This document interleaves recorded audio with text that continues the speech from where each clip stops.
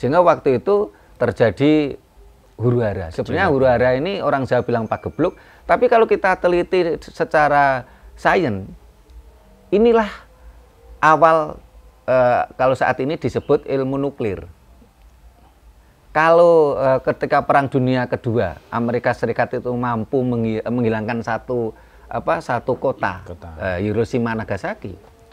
Nah, Biang Agung Calonarang itu sudah mampu menghilangkan satu kawasan dengan nuklirnya. Bisa dibilang negara aja. Iya, gitu loh. Itu luar biasa ini. Nah, karena nuklir kan intisari dari energi yang energi atom yang terkecil, gitu. Tetapi menjadi kekuatan besar.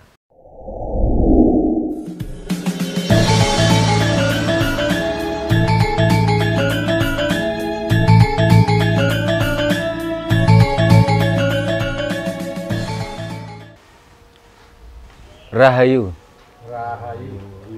Para pemirsa Raket Prasojo TV channel yang kami hormati, kita berjumpa kembali dalam kegiatan Yayasan Raket Prasojo, Lembaga Pengkajian Pelestarian dan Pengembangan Budaya Nusantara. Saat ini kita di situs Calonarang, di daerah Sukorejo, Kecamatan Gurah, Kabupaten Kediri. Nah, para pemirsa, ketika kita mendengar kata Calonarang, ini yang berkembang di masyarakat, ini baru sisi-sisi negatif. Seorang kalau ibaratnya sekarang tuh dukun perempuan, paranormal perempuan yang membuat heboh pada masa pemerintahan Raja Airlangga di Kerajaan Kahuripan. Ini akan kita bedah di posisi di situs Calonarang bersama Mas Jarwo. Mas Jarwo ini dipercaya oleh masyarakat di sini selaku apa, Mas Jupel? Jupel. Rahayu Mas Jarwo. Rahayu. Ya. Di samping kita juga ada Pak Ida Bagus Putu Sowate dari Klungkung, Bali, dan sebelah kanan Biagung dari Puri Carangsari, Badung. Ya. Ini mengingatkan saya pernah beberapa kali ke sana. Nah, para pemirsa, kita kembali tentang topik Calonarang. Ini kita mau nanya dulu pada Mas Jarwo ini. Kita juga bersyukur ya, masih muda, mau punya apresiasi positif terhadap situs-situs leluhur. Ini Mas Jarwo, apa yang Mas Jarwo ketahui tentang situs Calonarang ini? Om Swastiastu, Namo Buddhaya, salam kebajikan pada kita semua. Rahayu. Selamat berjumpa kembali dengan kita pengurus situs Biung Agung Calonarang yang berkedudukan di Desa Sukorejo, Kecamatan Gurah, Kabupaten Kediri. Mungkin panjenengan banyak yang belum tahu bahwa situs beliau ini tidak ada di mana-mana selain di sini, di Desa Sukorejo ini. Makanya sebelum dulu menjadi Desa Sukorejo, nama desanya Wonorejo. Jadi bercerita sedikit tentang sosok beliau, mungkin banyak yang tahu, sosok beliau itu terkenalnya dengan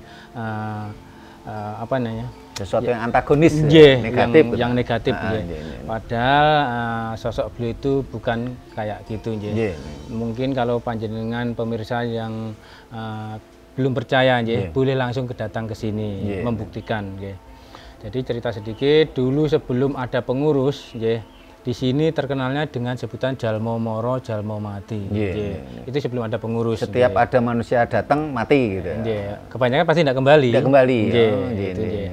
Jadi situs ini diperkirakan luasnya 7 hektar lebih. Jadi di bawah ini memang ada bangunan besar. Kemarin tahun 2012 kalau tidak keliru, itu ada pembongkaran dari BPJP Trawulan, Balai Jogja, Balar itu sama Dinas Pariwisata Kabupaten Kediri, karena kita di bawah naungan beliau. Memang ditemukan struktur eranya Majapahit memang benar, tapi Majapahit cuma meneruskan. Jadi strukturnya Majapahit kan batu bata merah, tapi diameternya pun agak kecil. Beda kalau sama Kediri, sama Kahuripan itu diameternya sudah beda. Jadi kembali lagi ke tentang sosok beliau, beliau adalah yang kita rasakan di sini, kita sebagai pengurus atau jubel, beliau itu adalah seorang tabib unggulan. Kenapa saya berani ngomong tabib unggulan? Di belakang ini, di belakang kita itu ada bukti sejarahnya beliau itu meracik obat yang tadi dilihatin yang patah-patah itu bukti sejarah bahwa beliau itu memang seorang tabib unggulan. Di eranya Prabu Erlangga itu perempuan sangat tabu di depan. Nah, jadi cikal bakalnya Serikandi Nusantara ya Biyung Agung Calon Arang ini yang berani memperjuangkan hak-hak wanita, berdiri sama tinggi, duduk sama rata dengan kaum laki-laki. Gitu Jadi beliau ini sebelum Prabu Erlangga menjadi raja besar, beliau ini adalah salah satu tokoh yang membantu Prabu Erlangga untuk mencapai keemasannya kerajaannya. Rasa terima kasih Prabu Erlangga dengan Biyung Agung. Biyung Agung diberi tanah pendidikan di sini. Di sini dulu kan hutan. Nah, itu banyak yang tidak ada yang berani masuk sini. Akhirnya sesudah Biyung Agung ini membuka lahan, ini maju dengan pesat. Gitu yang tadi saya bilang bahwa perempuan eranya beliau kan sangat tabu di depan. Nah, di sini sesudah dibuka lahannya sama Biyung Agung, maju dengan pesat, akhirnya lah timbul iri dengki. Akhirnya beliau difitnah lah. Siapa yang berani langsung berhadapan dengan beliau kan tidak ada yang berani. Apalagi kalau beliau sudah marah. Titik kromo tiang Jawa pasti tidak terkalahkan. Akhirnya diambillah dengan sifat politik politik. Biyung Agung ini dihancurkan apa namanya diserang sama Erlangga. Bukan, sebelum itu sebelum itu beliau dihancurkan karakternya. Dihancurlah pembunuhan karakter. Pembunuhan karakter. Karena kalau berhadapan langsung kan pasti tidak berani. Apalagi kalau sudah Biyung Agung menjadi seorang yang kayak gitu, itu sudah tidak terkalahkan gitu. Jadi sesudah itu timbullah ada pagebluk. Pagebluk itu yang penyakit yang sangat ganas, sore sakit, pagi meninggal. Pagi sakit, sore meninggal. Gitu.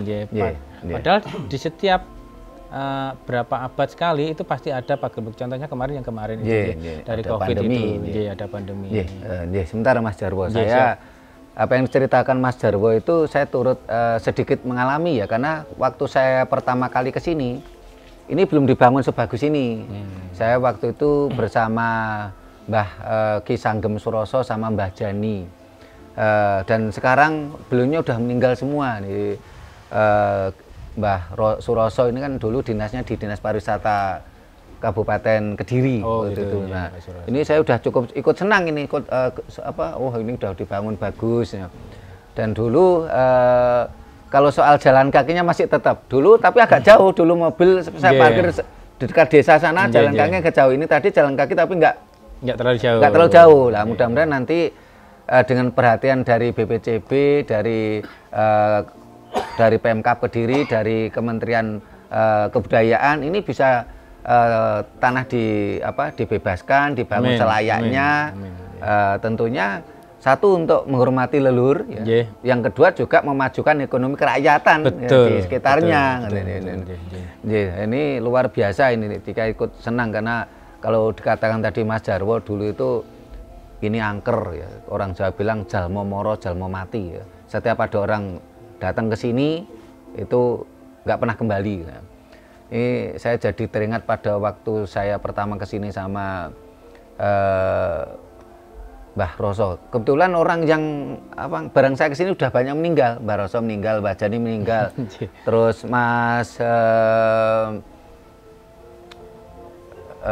satunya lagi udah meninggal yang rumah Mas Sugeng.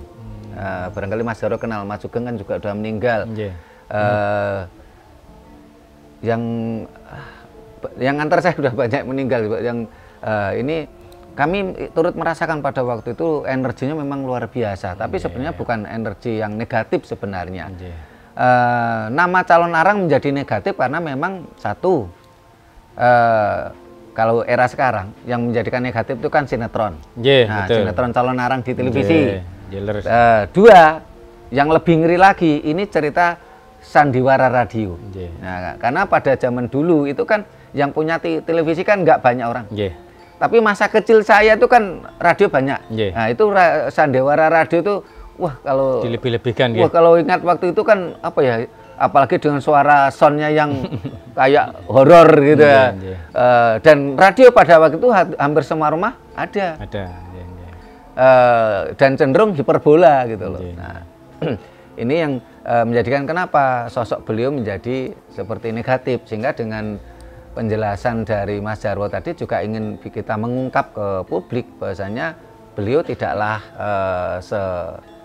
senegatif itu, seantagonis itu gitu loh. Nah kalau yang saya dapat info ini Mas Jarwo ya, siap.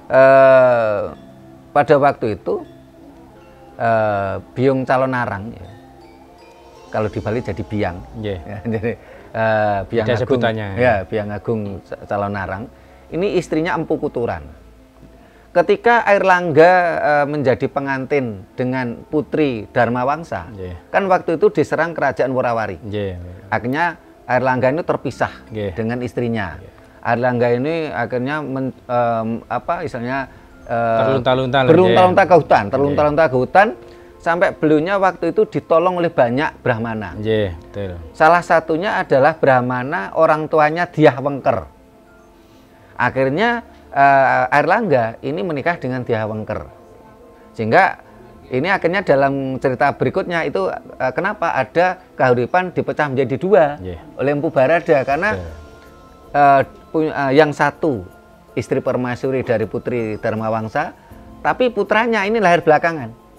Sementara Dyah Wengker ini sebenarnya kan istri kedua, tapi putranya lebih tua karena setelah berkumpul dengan Brahmana tadi kan berkumpul dengan Dyah Wengker punya anak lebih dulu.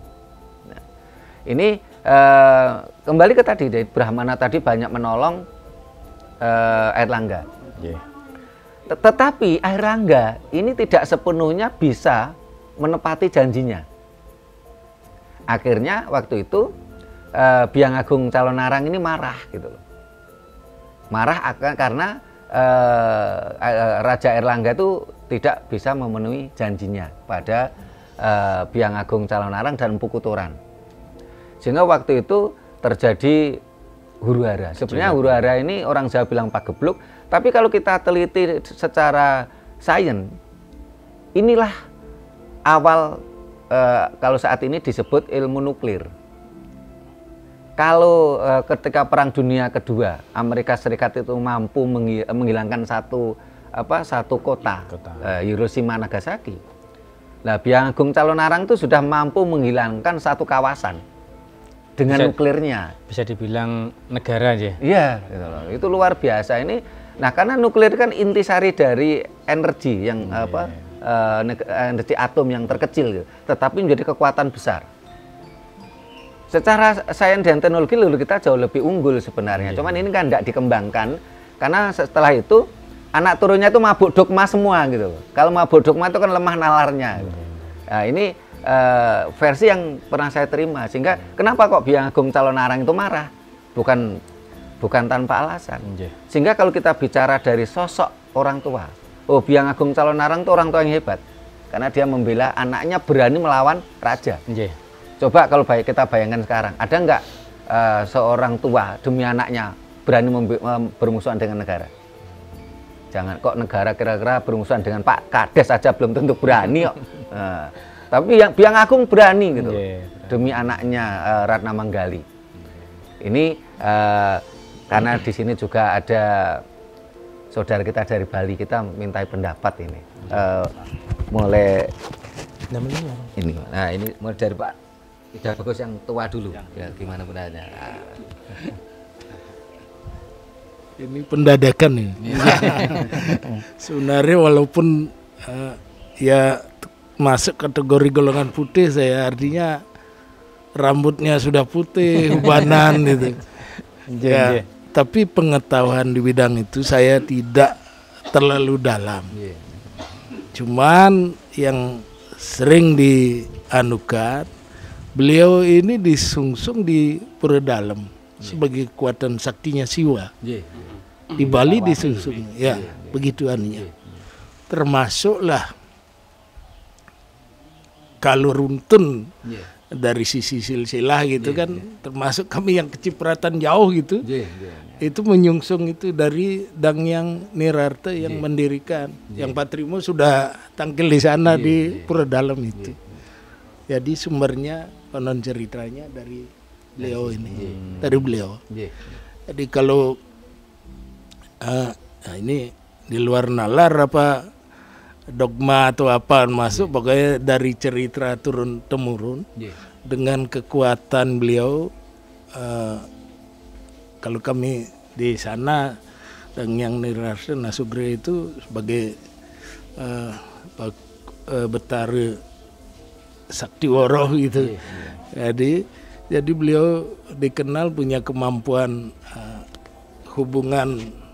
Nah, kalau mungkin telepati apa namanya sekarang yang jarak jauh bisa koneksi, batinnya beliau sangat kuat. Minta izin membangun Pura Dalam gitu. Kemudian tidak dapat akhirnya memohon lewat batinnya beliau ke sini, ke Kediri ini. Lantas diizinkan dengan syarat, saya mau dipindahkan dari Kediri, maksudnya mungkin cabang atau apalah, ada koneksi gitu, dengan catatan bahwa kalau ketemu tanah yang baunya harum, satu, yang kedua tanahnya bentuknya teledunginya, kalau teledunginya bahasa Bali, kalau ini kalajengking yang bentuk kalajengking itu, tanah masuk terus ke dalam terkurung gitu, itu anunya. Petunjuknya. Akhirnya beliau mencari tempat itu, ketemulah tempat yang sekarang menjadi Pura Dalam Gandemayu. Mungkin nama juga enggak begitu, karena ngambil dari Kediri, saudara, silsilah Kediri. Itu yang sepintas yang kami tahu intinya. Jadi kalau tadi sejarahnya berkembang apa namanya, cikal bakalnya dari Jawa, kemudian juga dipuja di Kediri sebagai sakti siwa dengan kekuatan kan pelebur itu anunya. Itu saja yang kami tahu. Mohon maaf mungkin ada kurang lebih. Terima kasih Pak Ida Bagus Putuswate dari Klungkung, Bali. Ketika beliau tadi mengatakan tentang silsilah merupakan anak turunnya yang jauh ya. Ini mudah-mudahan Mas Jarwo bisa melengkapi kalau tapi memang ini sudah jarang orang tahu. Jadi dulu pada masa kahuripan ini belum ada yang saat ini disebut catur warna. Yang sekarang kan ada catur warna Brahmana, Satria, Wasya, Sudra. Nah, dulu belum ada. Sehingga pada waktu itu Airlangga berani menjanjikan kepada Biang Agung Calonarang dan Empu Kuturan. Nah, ternyata setelah itu karena keterbatasannya Raja Airlangga akhirnya kan tidak bisa memenuhi. Akhirnya terjadilah huru-hara tadi sampai Biang Agung Calonarang mampu menghilangkan satu kawasan. Enggak cuma satu daerah. Kalau Hiroshima Nagasaki kan cuma satu lokasi, satu istilahnya saat ini kalau satu desa atau apa. Ini satu kawasan. Akhirnya putrinya Biang Agung Calonarang ini Ratna Manggali ini menikah dengan Empu Bahula. Nah, dalam perjalanan ke bawah memang saya agak lupa ya urutan yang pas. Kita mengenal ada Empu Asmaranata, Empu Angsongkanata. Setelah itu pada yang terakhir itu yang Empu Tantular ya. Nah, Empu Tantular ini merupakan kakeknya dari Dahyang Nirata atau Sabdo Palon atau Sakti Wawurawuh ya, Dahyang Sakti Wawurawuh. Jadi orang yang sakti yang baru datang dari mana? Dari Jawa ke Bali. Nah, akhirnya lah di Bali itu akhirnya kan mengenal catur warna tersebut, dan yang penerusnya dari Dahyang Nirata atau Dahyang Sakti Wawurawuh atau yang Sabdo Palon adalah para Brahmana di sekasta Brahmana di Bali yang bergelar Ida Bagus, dan salah satunya adalah Pak Ida Bagus Putuswate. Sehingga kalau beliau ke sini ya memang ke leluhurnya. Ini Nah ini ke Mas Jarwo nih barangkali bisa nambahi ini silsilah keturunan Biang Agung Calonarang ke bawah yang saya sebutkan tadi, barangkali bisa nambahi. Silakan. Sedikit pengetahuan saya tentang sosok silsilah dari Biang Agung yang dari pengurus ini yang tahunya memang anak beliau Diayu Retno Manggali itu menikah dengan Bu Bahula dia sampai kita tahunya terputusnya dari Mpu Tantular kita tahunya dari Mpu Tantular, padahal Mpu Tantular itu adalah cucu dari beliau dari Biang Agung ini yang menciptakan Bhinneka Tunggal Ika itu adalah cucu dari Biang Agung Calonarang itu yang saya ketahui. Ampura kalau lainnya saya memang masih terbatas. Kalau putranya Ratna Manggali masih itu yang belum saya tahu jujur Nah, kalau yang saya pernah baca itu apa namanya Ratna Manggali, Diayu Ratna Manggali dengan Mpu Bahula punya anak Asmaranata, Mpu Asmaranata. Setelah itu punya anak Asongkanata. Nah, setelah itu baru barangkali Mpu Tantular. Jadi Mpu Tantular itu jatuhnya bukan cucu tapi cicit. Oh, gitu. Baru setelah itu Mpu Tantular apakah punya anak langsung Sabdo Palon atau Dayang Nirata, ataukah masih punya anak dan Sabdo Palon itu kepernah cucunya, karena jarak masa ini agak jauh. Ini yang memang tugas kita anak keturunannya, anak muda, generasi muda untuk menelusuri. Nah ini barangkali Bli Agung yang dari Carangsari bisa nambahin. Terima kasih ini semua. Jadi nggak terlalu banyak yang saya tahu ya. Jadi cuman tentang Calonarang saya memang lebih tertarik dari dulu dengan Ratna Manggali. Karena itu ceritanya nggak pernah seheboh ibunya lah beliau gitu ceritanya. Cuman itu sampai sekarang belum ada kejelasan. Saya dari dulu Ratna Manggali itu oleh kasarnya di mana sih beliau sekarang. Ceritanya kok tidak berlanjut seperti itu aja. Cuman saya paling dari menurut saya pribadi sih sebagai generasi muda dikategorikan tadi masalah Calonarang sering dikatakan antara Dharma dan Adharma seperti ini kan kalau kita di Bali. Padahal tidak seperti itulah maksudnya. Itu aja sih Pak. Jadi dengan kedatangannya kita ke sini semua, saya juga sangat berterima kasih. Tempatnya sudah bagus. Mari kita lebih lagi tingkatkan ke depan. Amin. Seperti itu. Jadi nggak terlalu banyak juga yang bisa ceritakan tentang masalah Calonarang karena pengetahuan juga belum sampai di sana. Cuman saya sependapat lah memang bagus sekali. Sudah, terima kasih. Terima kasih Bli Agung dari Puri Carangsari di Badung. Nah, para pemirsa, kalau tadi Mas Jarwo selaku Jupel menceritakan bahwasanya Biang Agung Calonarang dan Ratna Manggali adalah pendobrak Sri Kandi pada waktu itu, merupakan pendobrak Sri Kandi pada waktu itu karena memang pada masa itu memang digambarkan dikatakan pendobrak bisa, tapi memang tadi seperti yang saya katakan bahwasanya beliau ini adalah seorang orang tua yang hebat gitu loh. Demi membela anaknya dia berani melawan raja gitu loh. Yang harus berhadapan dengan kekuatan besar.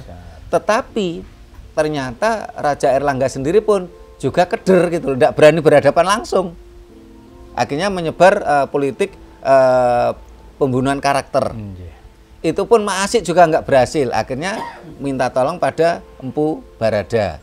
Dan akhirnya Mpu Barada mengutus putranya yaitu Mpu Bahula. Akhirnya terjadilah pernikahan. Ketika putrinya Ratna Manggali itu sudah menikah, akhirnya kan Biang Agung Calonarang kan lerem. Akhirnya tidak segarang sebelumnya karena orang tua itu sudah sepantasnya membela anak gitu loh. Itu catatan untuk leluhur kita Biang Agung Calonarang.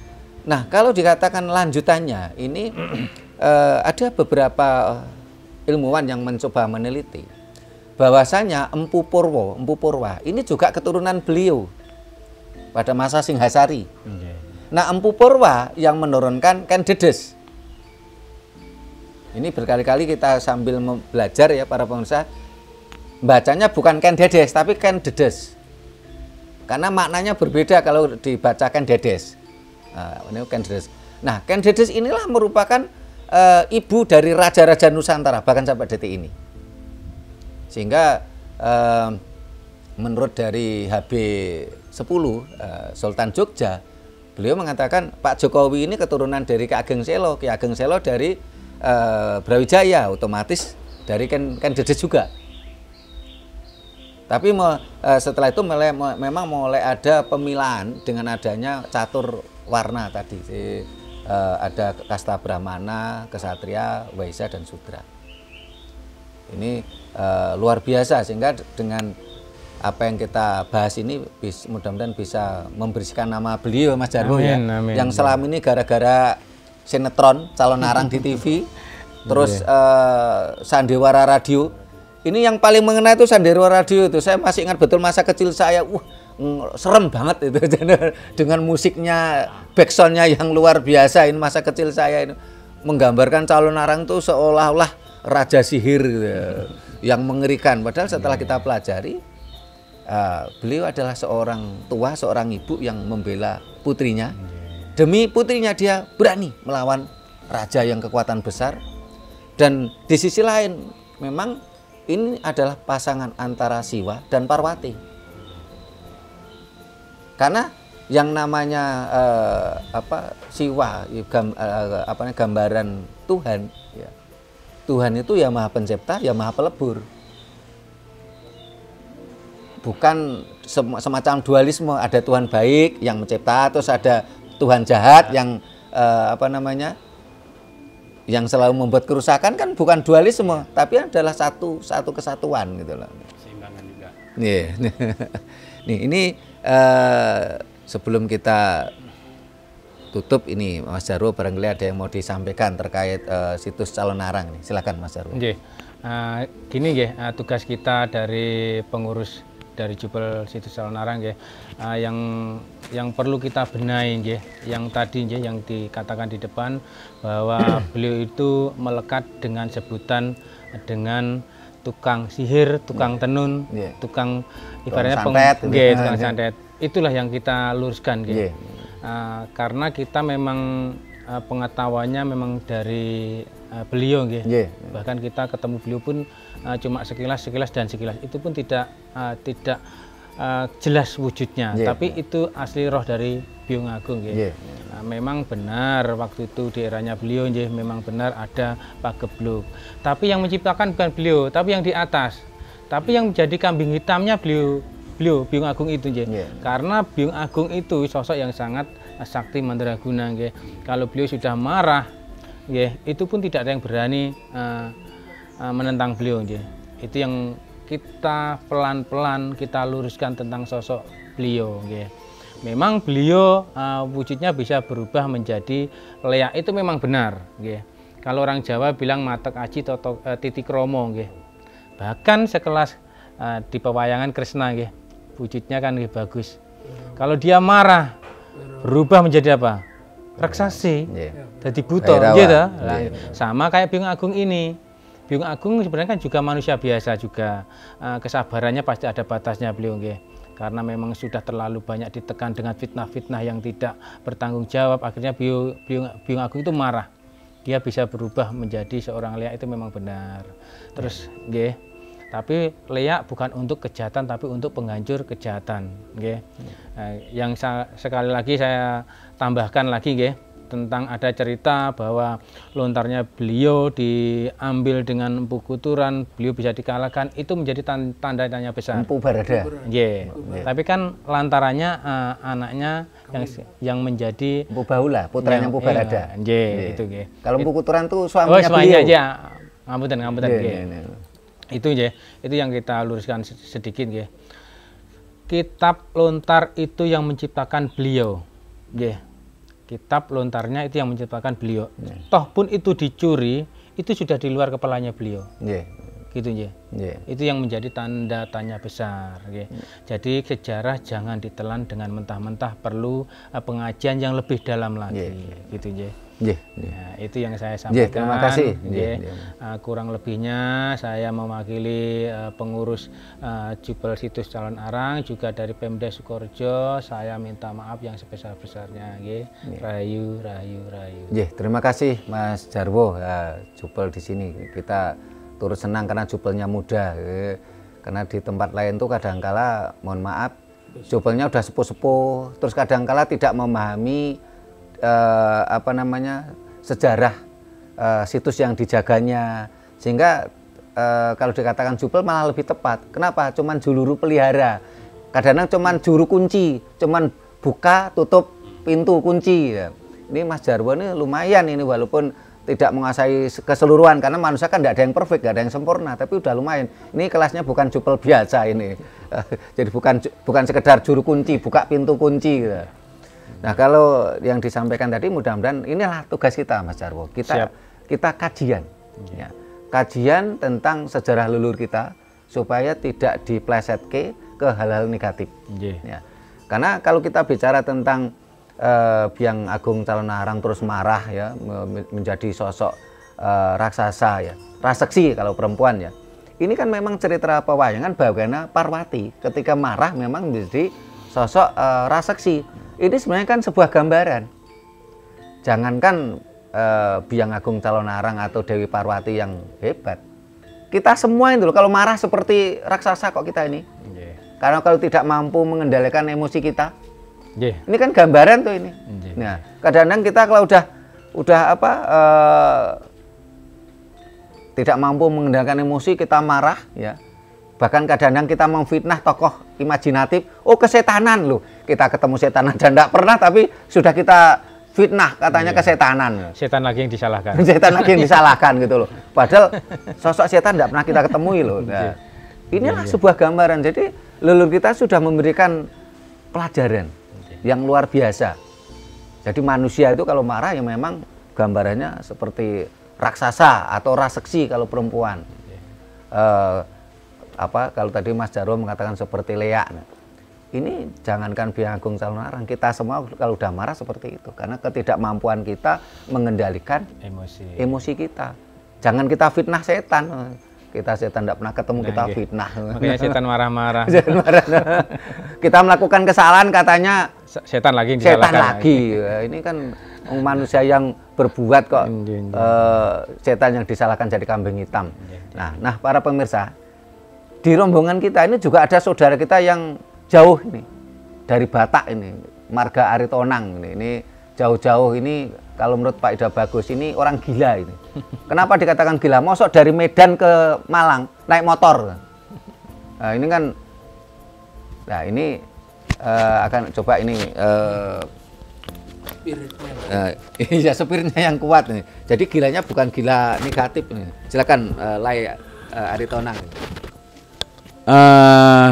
Salam Rahayu. Rahayu, Horas. Dengan senangnya bisa ngumpul di sini dengar-dengar cerita tadi mengenai situs Calon Arang. Satu, saya kutip pelajaran seperti tadi Akang Juru Kunci bilang, sejarah itu jangan langsung ditelan. Ya, memang banyak penyimpangan-penyimpangan sejarah berbaur dengan politik-politik yang sudah ada, divide et impera untuk memecah belah kita. Sebagaimana kita supaya lebih bersatu lagi. Saya sendiri dari Medan, dari Tanah Batak Toba, sangat tertarik dan sangat menikmati kenyamanan tempat ini. Jadi kalau banyak pembodohan karakter, merusak karakter bahwa tempat ini dulu bengis, ya, kejam, itu saya tolak. Saya sendiri nyaman, ya, saya sendiri nyaman. Dan tadi saya dengar Nyai itu sendiri mempunyai kemampuan dalam teknik pengobatan. Nah, di situ saya paling tertarik. Mudah-mudahan saya pulang dari sini energinya beliau bagi saya supaya bisa untuk menolong orang lain gitu kira-kira. Ya. Nah, jadi nggak banyak bisa saya sampaikan. Artinya kita nggak bisa tahu bagaimana gambaran Nusantara itu bangkit kembali, tapi saya berharap Nusantara harus berani menunjukkan jati dirinya. Salam Rahayu. Rahayu. Nah, para pemirsa, memang nampaknya kekuatan beliau Biang Agung Calonarang itu memang kita butuhkan saat ini, karena saat ini putra-putra Nusantara kan semuanya tertidur pulas karena mabuk dogma, sehingga kita menjadi budak bangsa lain.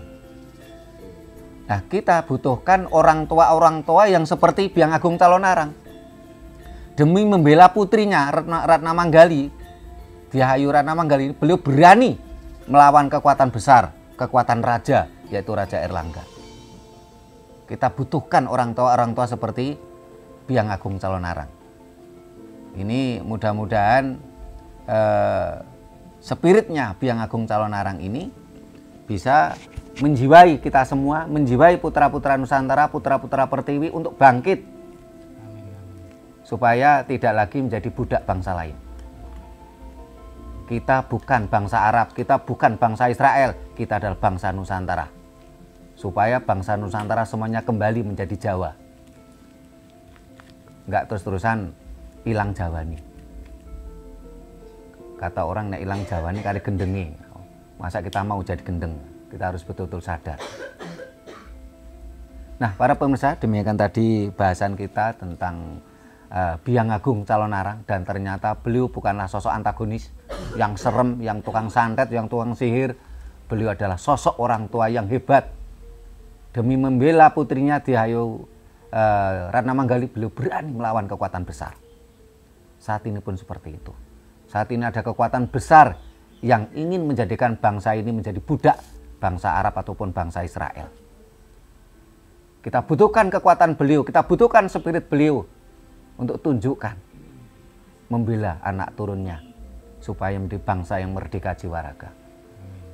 Mudah-mudahan apa yang kita sampaikan, apa yang kita bahas ini bermanfaat untuk seluruh bangsa Indonesia, minimal untuk para pemirsa semua. Bila mana ada kata-kata kami yang kurang berkenan, tata krama kami yang kurang memadai, kami mohon maaf. Terima kasih. Sampai jumpa di kegiatan lainnya. Rahayu. Rahayu.